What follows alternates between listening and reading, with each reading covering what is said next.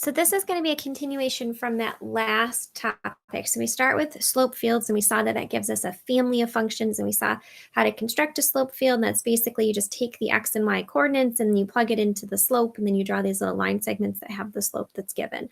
And then it usually will give us a pretty good indicator as to what the original function would look like. Some of you might have wondered like where that's used in the real world, as we call it. And it's used in magnetism.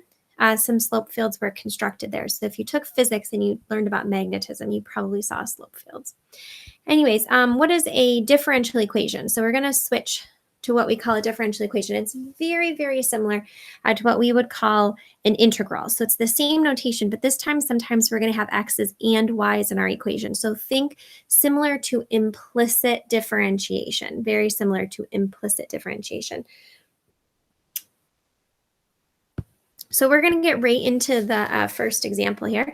So it says find all functions to satisfy your slope is equal to the secant squared x plus 2x plus 5. So this one's actually pretty straightforward. What we would do is there's no y's in this one. So I would just go ahead and start taking the integral of both sides. We do want to move that dx up to the other side there.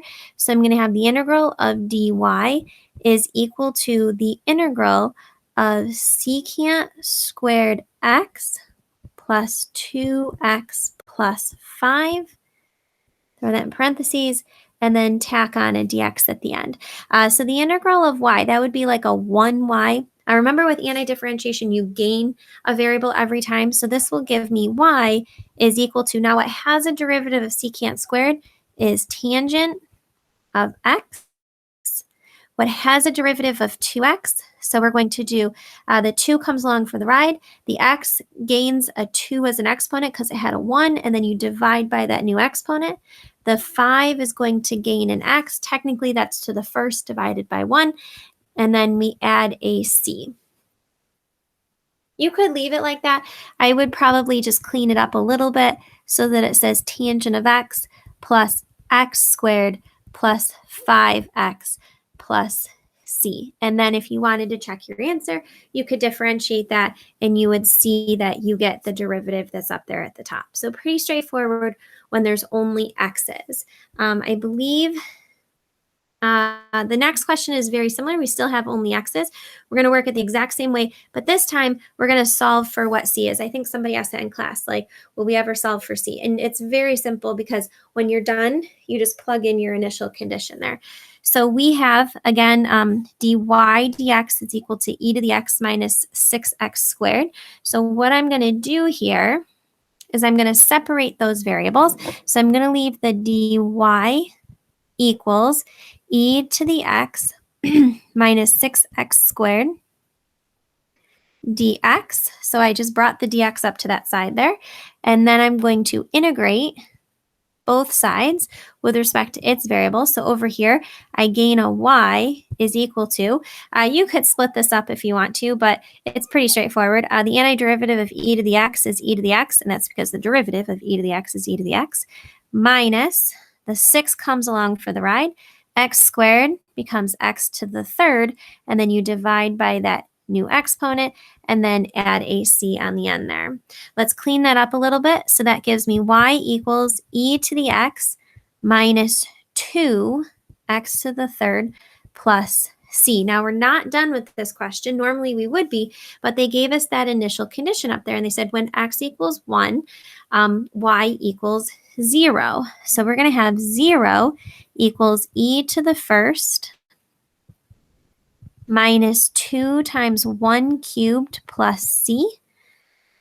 That gives me, let's see here, 0 equals e minus 2 plus c.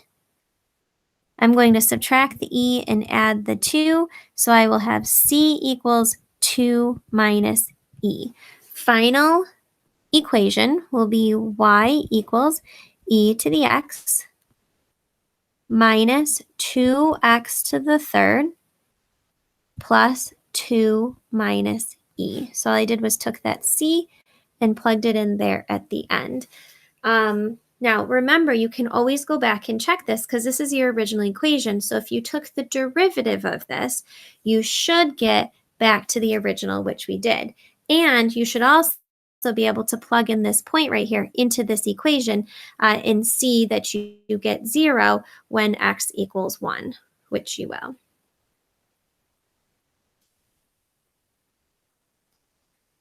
Same thing here. Find the particular solution to this equation. So I'm going to split this up again. So I've got dy is equal to 2x minus secant squared x dx. Integrate both sides. Y equals 2x squared over 2 minus tangent of x plus c. Plug in that initial condition right there. So I have 3 equals, by the way, those 2's canceled, 0 squared minus tangent of 0 plus c. Tangent of 0 is 0. So I get 3 equals c.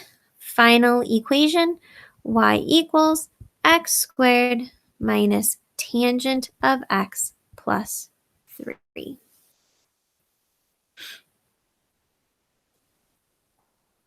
And again, you can take the derivative of that and see that you do get back up to the top there.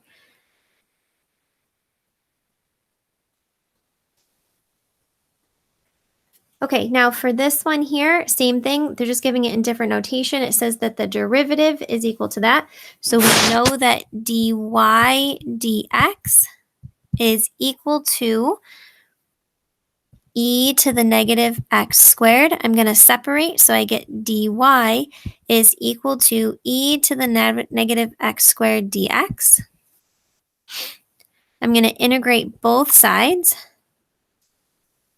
So I'll get y equals, now this one here, we would try substitution, but we saw in a couple classes ago that you can only have substitution if you have a chain rule, so you have something on the outside to substitute, which we don't. So this one is actually going to be a gross one. You're not going to like it. We're going to bring back in that fundamental theorem of calculus. So I'm going to leave, this is negative e to the negative t squared dt. I'm going to put a 7 here and an x up there, and then I'm going to add 3 on the end. Now I believe if you take the derivative of this, you should get e to the negative x squared. And the derivative of 3 is 0, so plus 0. And I believe also if you plug a 7 in up there, from 7 to 7 of e to the negative t squared plus 3, dt is in there too. This right here would be 0, and then plus 3, which equals 3, which meets that initial condition there. Okay, so that is when you're only dealing with x's. In the next video, we're going to see what to do if you have y's in your equation as well. So basically, you just take your antiderivative on both sides, and then don't forget about that plus c, and then plug in the initial condition to solve for c, and then rewrite the equation.